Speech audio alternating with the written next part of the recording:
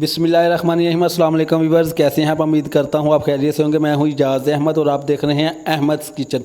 आज मैं आपके लिए लेकर आया हूं बहुत ही लजीज और खट्टी मीठी मिक्स फ्रूट की सैलड, तो जो बनानी बहुत ही आसान है और ख़ाने में बहुत ही लजीज। तो आप इसको दावत में मेहमानों के आगे सर्व कर सकते हैं। ये रशियन सैलड नहीं है, तो इंशाल्लाह रशियन सैलड से भी इसका ज़्यादा मज़ा आएगा। इसमें मैं कुछ फ्रूट ऐसे ऐड करूंगा जो मीठे हैं और कुछ ऐसे जो खट्टे मीठे हैं। तो चलें व्यूअर्स, अपनी रेसिपी स्टार्ट करते हैं। बिस्मिल्लाहिर्रहमानिर्रहीम। सबसे पहले मैंने 3 अदद आड़ू ले लिए थे, उनको अच्छे से पील करके मैंने इस तरह से काट लिया था।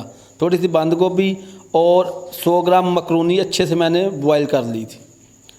तो 4 अदद बनाना थे, केले और थोड़े से अंगूर तकरीबन आध पाव, और एक बड़े साइज़ का मैंगो, 4 अदद मीडियम साइज़ के एप्पल सेब, इसको भी मैंने अच्छे से वॉश करके काट लिया। अब इनको एक बोल में सारे फ्रूट को ऐड करूँगा।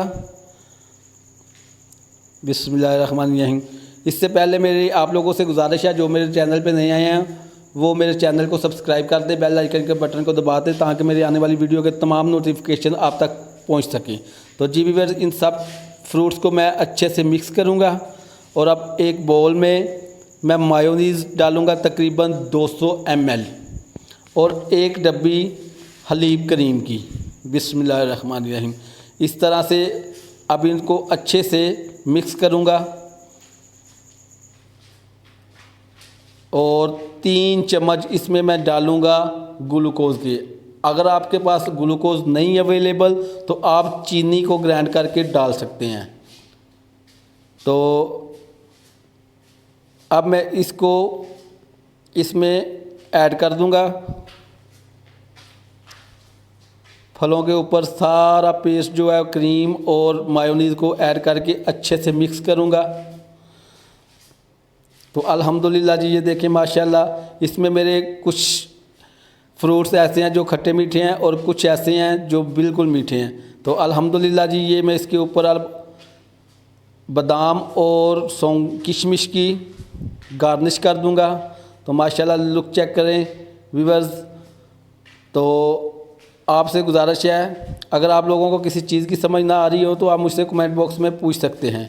तो मैं इंशाल्लाह आप लोगों को पूरा अच्छे तरीके से गाइड करूंगा। तो मेरी कोशिश यही होती है कि मैं आप लोगों को हर बात एक बात अपनी रेसिपी के मतलब बारीकी से बताऊं और ताकि आप लोगों को समझ आ जाए। तो अगर आप लोग इसका मज़ा दोबारा करना चाहते हैं तो इसको कम से कम आधे पौने घंटे के लिए फ्रिज में रखें और इसको ठंडी करके मेहमानों के आगे सर्व करें। खुद भी खाएं तो इंशाल्लाह आपको बहुत ही मज़ा आएगा। आप रशियन को भूल जाएंगे इंशाल्लाह। ये रशियन से भी आला चीज़ होती है।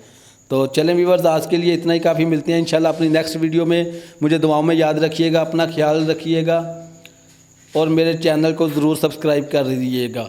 और मेरी वीडियो को यार लाइक तो कर दिया करें, आप लोगों का ये प्यार होता है। आप लाइक ज़रूर किया करें मेरी वीडियो को और अच्छे कमेंट किया करें। ओके जी, अल्लाह हाफिज़।